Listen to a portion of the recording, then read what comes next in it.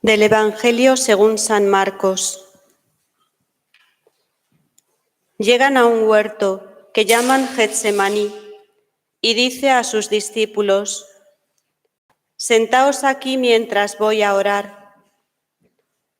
Se lleva consigo a Pedro, a Santiago y a Juan. Empezó a sentir espanto y angustia y les dice: «Mi alma está triste hasta la muerte. Quedaos aquí y velad». Y adelantándose un poco, cayó en tierra y rogaba que, si era posible, se alejase de él aquella hora. Y decía: «Abba, Padre, tú lo puedes todo. Aparta de mí este cáliz. Pero no sea como yo quiero, sino como tú quieres». Vuelve y al encontrarlos dormidos, dice a Pedro: «Simón, ¿duermes? ¿No has podido velar una hora? Velad y orad, para no caer en la tentación. El espíritu está pronto, pero la carne es débil».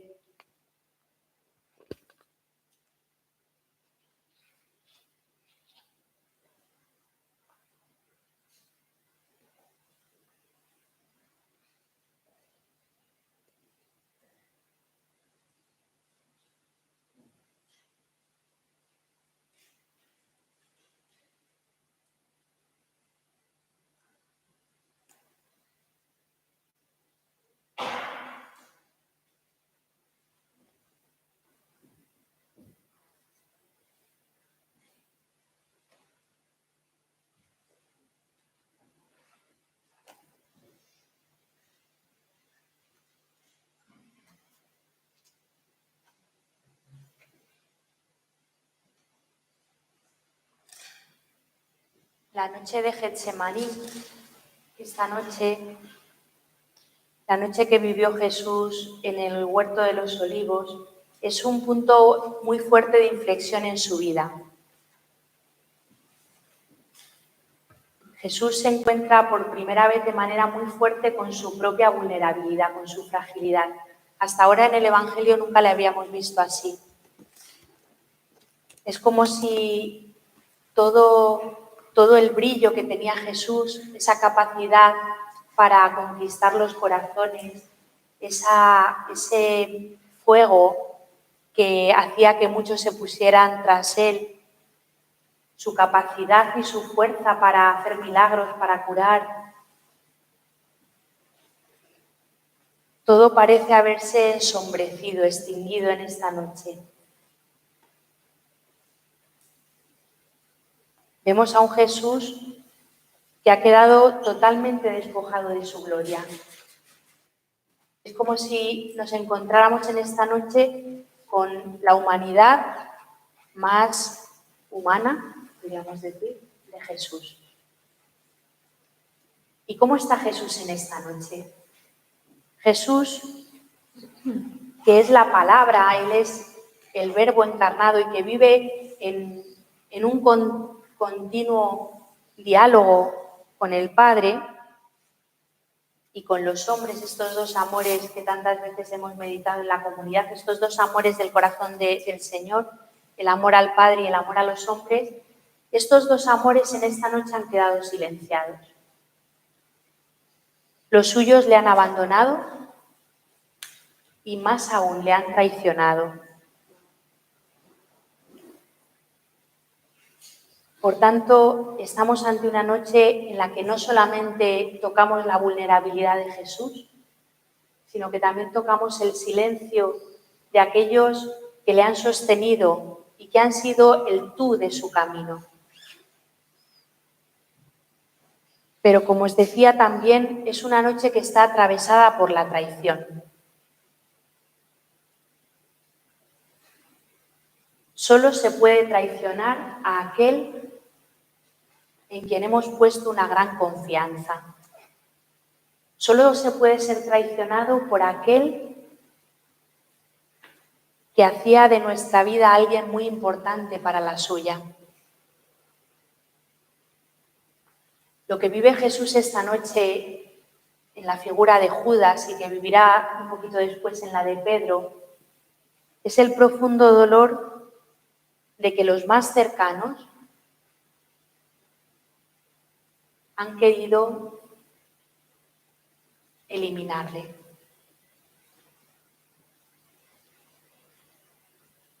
La traición tiene que ver con la cercanía, no se traiciona a un lejano.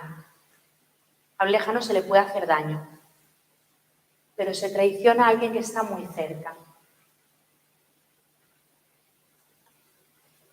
Y Jesús vive esta triple experiencia en esta noche de fragilidad, de vulnerabilidad, de silencio y de traición.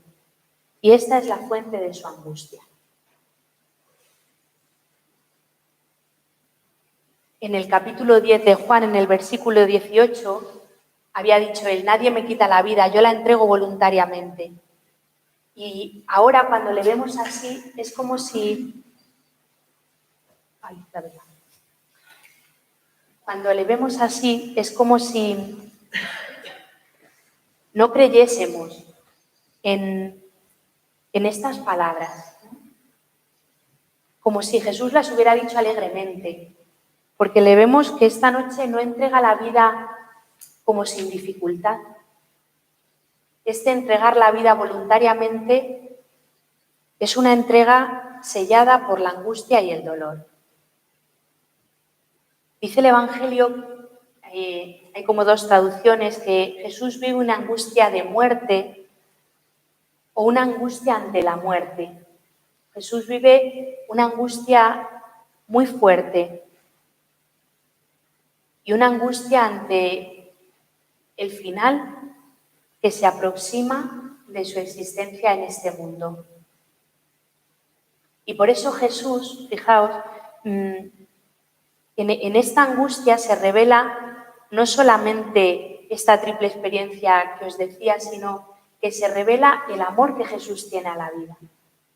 Jesús tiene un profundo amor a la vida y por eso Él también siente un poco incluso entre comillas, deseo de traicionar, deseo de no cumplir el plan del Padre. Si el plan del Padre pasa por abandonar esta vida.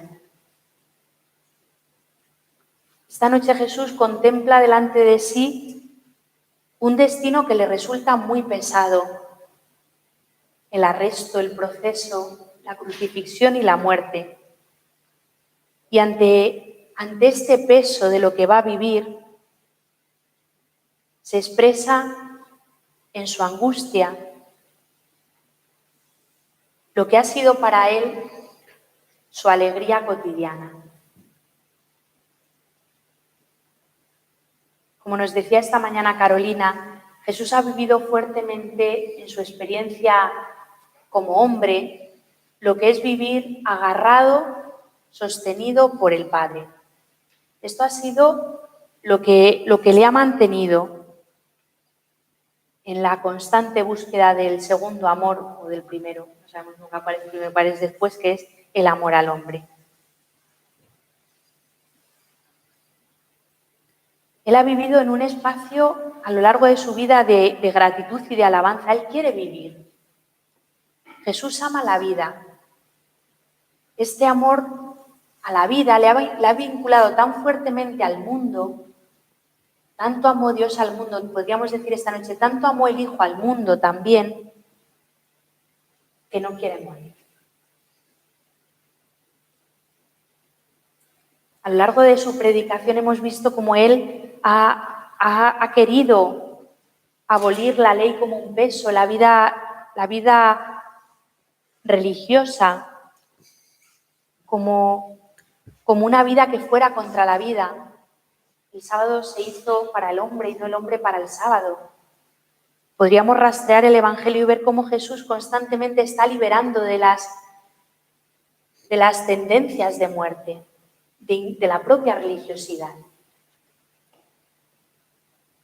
Y en esta noche esto queda truncado. Parece que también Jesús experimenta la muerte como algo contranatural. Y Jesús vive esta angustia de muerte y ante la muerte desde lo más profundo de su corazón, en esta doble dimensión de amor, ante los discípulos y ante el Padre. Quedaos aquí, velad conmigo. Jesús a los discípulos no les pide que le salven de lo que le va a suceder. No les pide que amañen el plan, que convenzan a Judas, que hablen con los sumos sacerdotes. Solamente les pide que se queden con Él. Porque como nos decía también esta mañana Carolina, la muerte, la profunda muerte que vivimos es la de la soledad. Y los discípulos se duermen, no tienen fuerza. Y Jesús también pone este momento de angustia ante su otro amor, ante el Padre. Él que como os decía es la palabra, se encuentra con un tú que es el Padre que no responde, que calla. Por primera vez Jesús, y este es el drama de esta noche, por primera vez Jesús escucha el silencio del Padre. El Padre no responde. Y este es el escándalo del cristianismo, es el escándalo de nuestro mundo, el escándalo de la historia, que Dios puede callar. Que Dios calla, que Dios no responde siempre. Su Padre, el que le ha enviado, y en este sentido podríamos decir, haciendo eco de la charla de esta mañana, el que ha sido su origen, el Padre que no solo ha estado al principio, sino que ha sido su compañía, este Padre que nunca le ha dejado solo, en esta noche calla. Jesús le pide que actúe, si es posible que pase de mí este cáliz. si es posible que pase de mí esta copa. Jesús le pide al Padre que interrumpa el plan, que cambie el destino, que modifique el curso del tiempo. Y no le está pidiendo algo extraño, porque el Dios bíblico es un Dios que responde así. Es el Dios que ha salvado a Abraham. Es el Dios que ha salvado a Isaac. Jesús conoce a este Dios que responde ante la angustia y ante la muerte. Los salmos constantemente están haciendo eco de este Dios que responde ante la angustia del hombre. Y por eso está muy desconcertado, porque a él no le responde.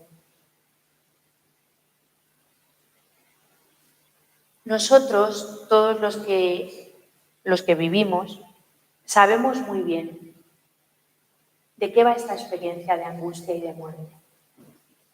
Sabemos muy bien lo que es esta experiencia de angustia también ante la traición de los cercanos, lo que es esta experiencia de angustia ante la soledad, esa soledad no de una palmada, sino de encontrarte en lo que estás viviendo profundamente solo. Nadie puede entrar en ese espacio donde te juegas la vida. Nosotros sabemos también de este silencio de Dios, de este Dios que no responde inmediatamente a nuestro grito, que no sale corriendo a salvarnos. Sabemos de la angustia de la injusticia y quizá nosotros no tanto, ¿no? Que vivimos bastante bien. Conocemos la angustia de nuestra fragilidad, de nuestra torpeza, de nuestra vulnerabilidad. Y nosotros buscamos inmediatamente una salida. La angustia es como si dijéramos, no se corresponde con la experiencia humana. Intentamos sortearla constantemente. Y hay en la experiencia cristiana una doble huida de la angustia ante la muerte. Hay una primera, como ante esta experiencia que vive Jesús esta noche y que no es una experiencia ajena a nosotros, hay como una primera tendencia a la superación, ¿no? Desde mi libertad, esta angustia que vivo, que me sobreviene, que me aplasta, que me hace sudar sangre o quizá no tanto, ¿no? Esta angustia de muerte hay que superarla. Y yo soy el protagonista de esta superación. ¿Qué tengo que hacer? ¿Qué método? Hay otra tendencia quizá más idealista también en la vida cristiana, que es la de ignorar la angustia. Ante esta experiencia profundamente humana, algo estoy haciendo mal. Si yo fuera una cristiana, un cristiano en serio, y confiara en Jesús y en Dios, no tendría angustia. Algo está fallando. Pero hay una tercera postura que es la que Jesús nos enseña esta noche en Getsemaní, ante la angustia, que es la de ver a Jesús con el rostro en tierra, que no huye ni acalla, sino que afronta. Si es posible que pase, pero sí. Nosotros somos testigos de que podemos vivir acallando nuestras muertes, podemos vivir mandando callar a nuestros miedos, a nuestras angustias, porque no sabemos qué hacer con ellos. Porque en el fondo tenemos miedo al silencio de Dios. ¿Cuántas veces hemos dicho, ¿no?, que bien se vive en la ignorancia? Pero tener delante esto. Y también tenemos miedo, por eso acallamos esta angustia. También tenemos miedo a nuestra propia fragilidad. Y huimos y buscamos falsos alivios. Jesús en esta noche nos enseña a vivir y a morir. Nos enseña a vivir y a morir, que no es sino atravesar nuestra propia condición humana, renunciando a este pretendido yo perfecto al que no le pasa nada, al que no le roza la vida. Y si le roza hay que preguntarse qué está haciendo mal. Jesús nos enseña en esta noche a evitar nuestra propia finitud, nuestra pequeñez. La angustia en toda la tradición cristiana, en los salmos, en la escritura, es el paso estrecho. Fijaos que la angustia tiene una característica antropológicamente hablando, y es que la angustia se caracteriza porque no sabemos exactamente por qué estoy angustiada. Hay razones, pero ninguna justifica el estado en el que yo me encuentro. Tengo razones, muchas quizás, pero para sentirme así. La angustia nos pone en una situación de imprecisión ante algo que viene que no controlo. Esto es lo que vive Jesús en esta noche. Está ante algo indeterminado, desconocido, se le viene encima. Él sabe cómo han terminado los profetas, él sabe lo que significa, lo que va a venir, pero no sabe cómo, cuándo, de qué manera. Ser cristiano, por tanto, en esta noche, mirando a Jesús, es experimentar el riesgo, atrevernos a afrontar nuestra propia angustia hoy, nuestra propia angustia de muerte y nuestra propia angustia hasta la muerte.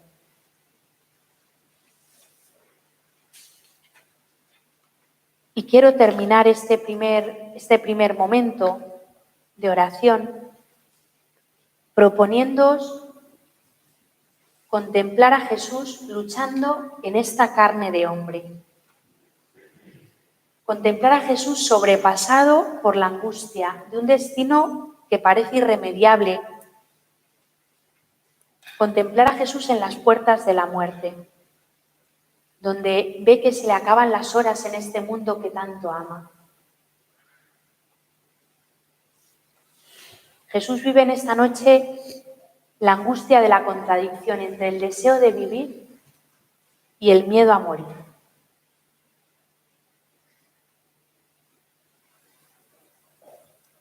Por tanto, en primer lugar, vamos a mirarle a Él. A mirarle a Él que también vive esta lucha titánica, esta que vivimos nosotros cotidianamente y de la que nos avergonzamos tantas veces. Todavía estoy aquí, todavía estoy luchando. Jesús lucha en esta noche, se resiste al plan de Dios. Y también os invitamos a adentrarnos en Jesús abrazando nuestras propias angustias de muerte. Os invito en esta noche a que nos atrevamos a gritar también con Jesús al Padre, si es posible, aparta de mí este cáliz. Y todas sabemos cuál es el cáliz que estamos bebiendo ahora. Todas sabemos cuál es esa copa que nos cuesta tanto consumar, que damos algún sorbito de vez en cuando tenemos fuerza,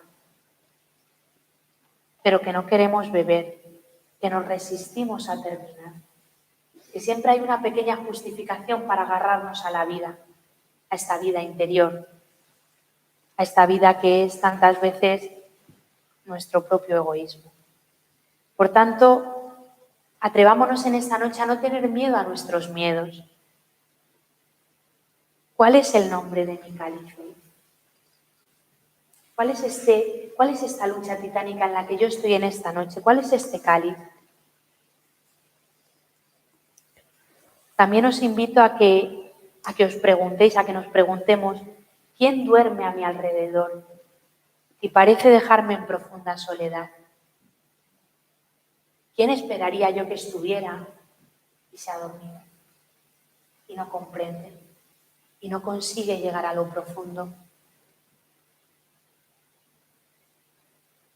Y por último, ¿cómo asumo yo el silencio de Dios?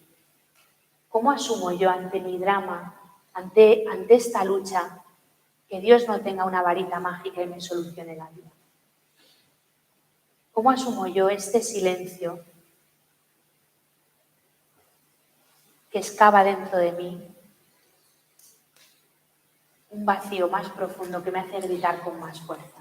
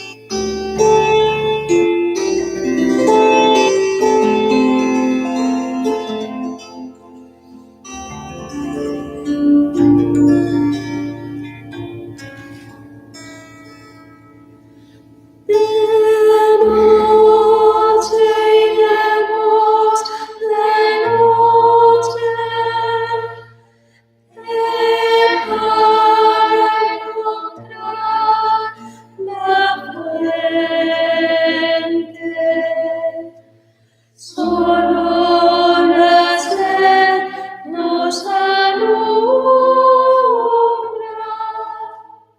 Solo la sed nos alumbra.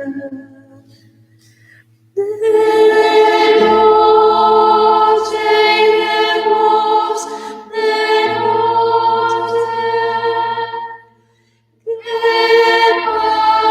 para encontrar la fuente, solo la sed nos alumbra. Aunque estemos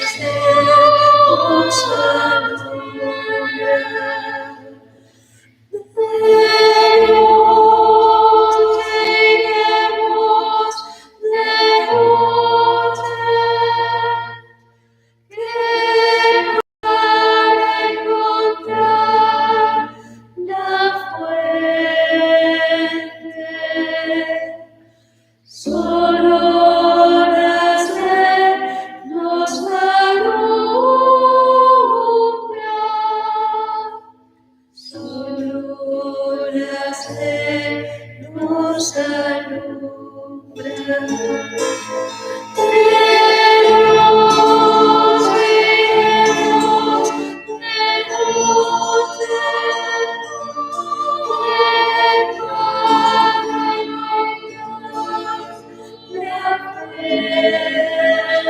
encontrar la fuente, solo la sed nos alumbra. Solo la sed nos alumbra. De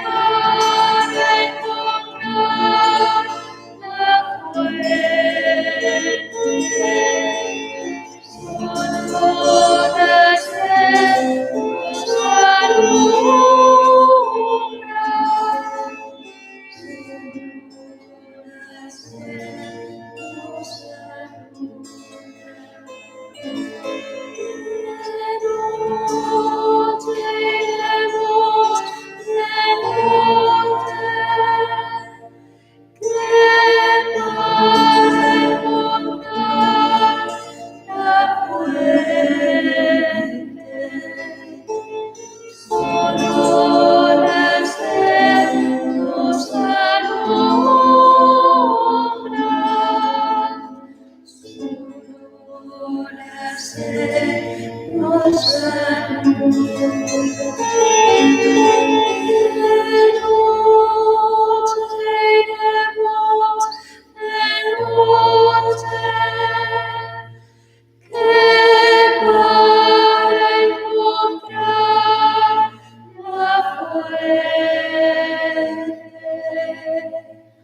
Solo la sed nos alumbra.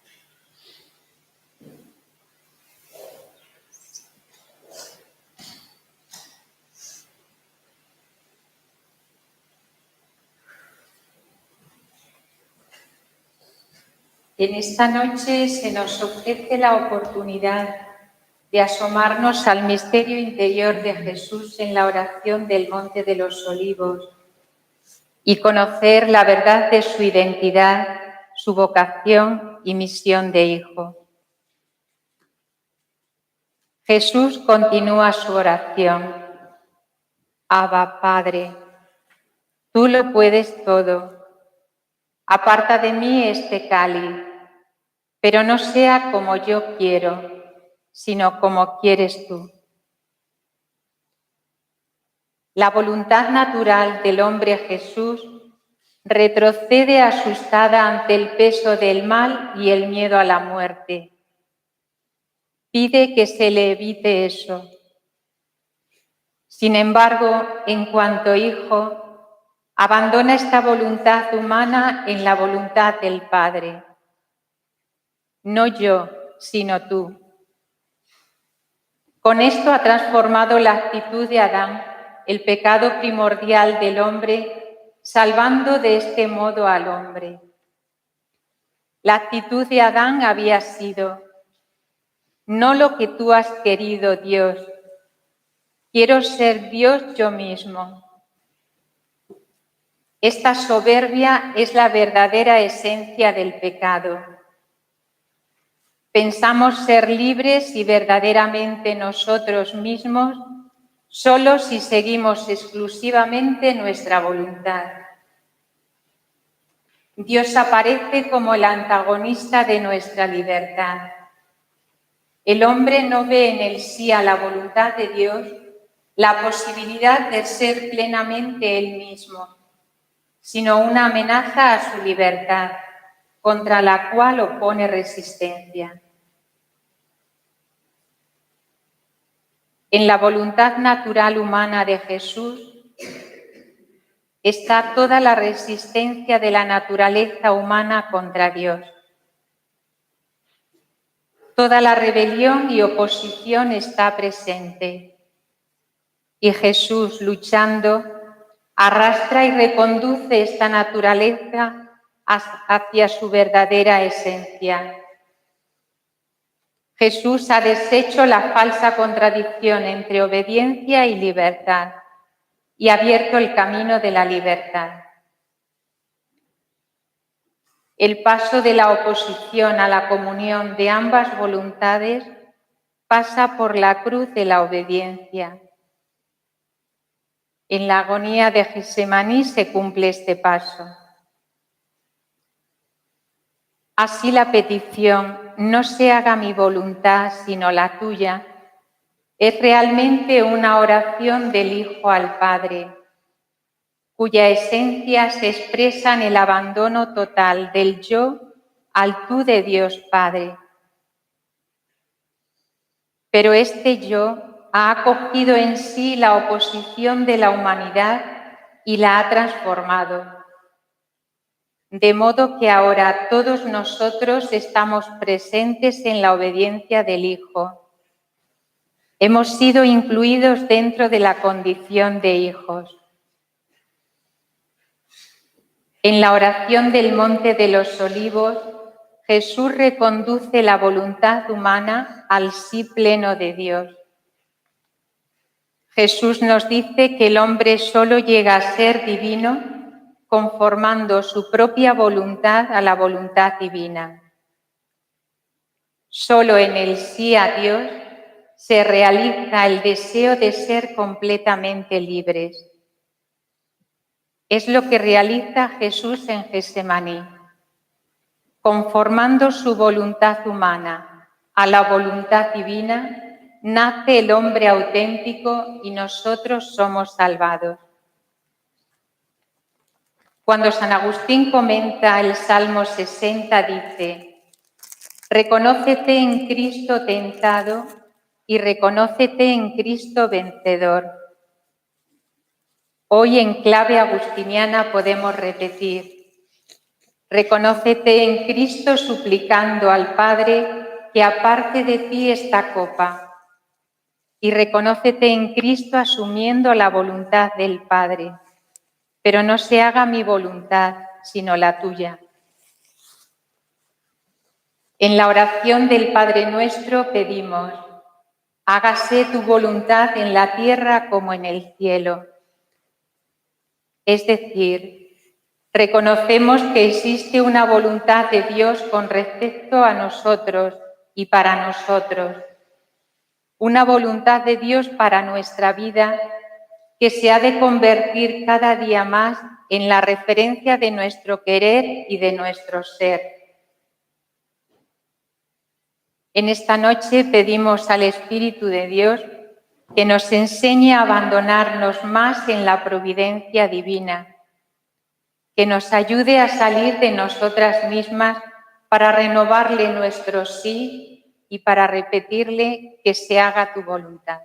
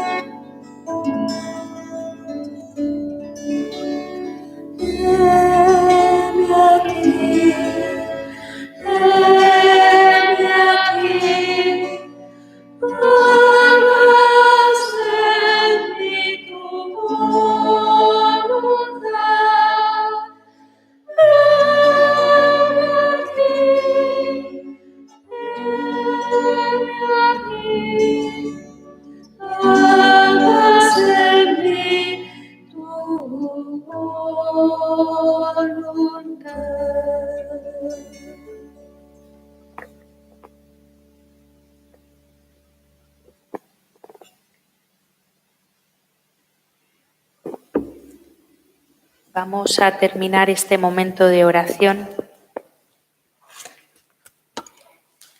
trayendo al corazón experiencias, personas, situaciones,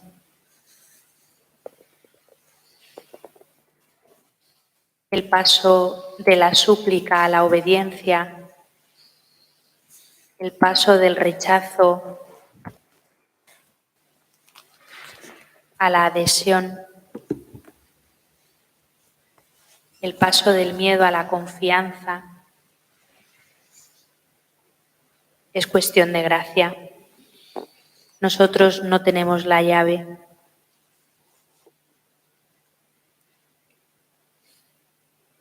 Seguro que todos los que estáis en casa y los que estamos aquí conocemos situaciones y personas que necesitan nuestra intercesión para poder dar este paso con la gracia de Dios de la lucha a la confianza, del si es posible al pero que se haga como quieres tú. Y también seguro que conocemos situaciones y personas donde nosotros hemos sido testigos de cómo la gracia ha vencido en ellos y han podido dar este paso de confianza en la voluntad de Dios. Os invitamos en esta noche, para terminar la oración, traer al corazón a todos aquellos que necesitan nuestra oración, también situaciones personales de nuestra propia vida que estemos viviendo y que necesitan pasar a la confianza, necesitan pasar del rechazo a la acogida. Podemos decirlo también en alto. Y con gratitud vamos a recordar personas, situaciones que han dado este paso. Vamos a comenzar leyendo un breve testimonio y os invitamos a todos a poder, mientras cantamos el Kyrie como canto final, poder decir nombres, poder decir situaciones, dando gracias y suplicando la gracia.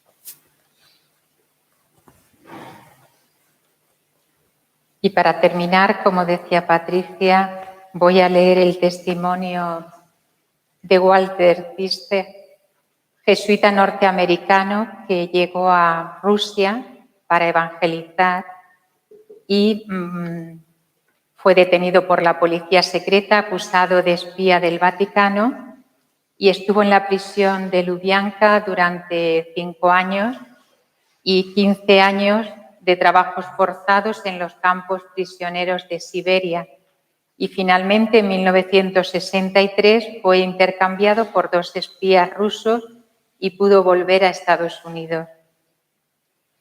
Su testimonio nos desvela el secreto de su supervivencia, que fue el total abandono a la voluntad de Dios, y gracias a su vida de oración venció la soledad, el dolor, el miedo y la desesperación. Y dice así: 2 semanas después de firmar el falso expediente en el que confesaba cosas que no había hecho, me informaron del castigo impuesto a mis delitos: 15 años de trabajos forzados. En aquella época mi oración era de sufrimiento, de dudas, de temores y de angustia. La revelación y constatación de mi propia fragilidad me dejaron tan hundido que dudaba de mi capacidad para sobrevivir a otra embestida contra mi fe. Entonces un día me envolvió la oscuridad. Me abandonó todo sentimiento de esperanza. Solo veía mi fragilidad y mi impotencia para decidirme por cualquiera de las opciones, la colaboración o la ejecución. Estaba asustado y avergonzado. Era víctima de un nuevo sentimiento de culpa y humillación. Era la desesperación, porque en ese momento de oscuridad no solo perdí la esperanza, sino los últimos retazos de mi fe en Dios. Me había quedado solo, sin nada. Dejé de ver a Dios. Al darme cuenta, acudí inmediatamente a la oración. Le dije que mis capacidades se habían agotado y que Él era mi única esperanza. De repente hallé consuelo recordando la agonía del Señor en el huerto. Padre mío, si es posible, aleja de mí este cáliz. También Él experimentó el miedo y la fragilidad de su naturaleza humana frente al sufrimiento y la muerte, pero concluyó con un acto de abandono y total sumisión a la voluntad del Padre. Que no sea tal como yo quiero, sino como quieres tú. No se trataba solamente de conformarse a la voluntad de Dios, se trataba de rendirse totalmente, de despojarse de todo temor humano, de cualquier duda sobre sus capacidades humanas para resistir la pasión, del último retazo del yo, incluidas las dudas sobre sí mismo. Qué tesoro y qué fuente tan maravillosa de fortaleza y de consuelo fue para mí la agonía del Señor en el huerto a partir de ese momento. Vi perfectamente claro lo que debía hacer. Solo puedo describirlo como una experiencia de conversión y solo puedo decir con total sinceridad que en adelante mi vida se transformó. Solo puedo describir la experiencia como una sensación de dejarse llevar, de renunciar a todo esfuerzo o incluso a mi deseo de tomar las riendas de mi propia vida. La voluntad de Dios no estaba oculta ahí fuera, en las circunstancias en las que me encontraba, sino que esas circunstancias eran su voluntad para mí. Lo que quería era que yo aceptara esas circunstancias como salidas de sus manos, que soltara las riendas y me pusiera enteramente a su disposición. Me pedía un acto de confianza plena, sin permitirme ninguna reserva. Me pedía la entrega total de mí mismo, sin reservarme nada.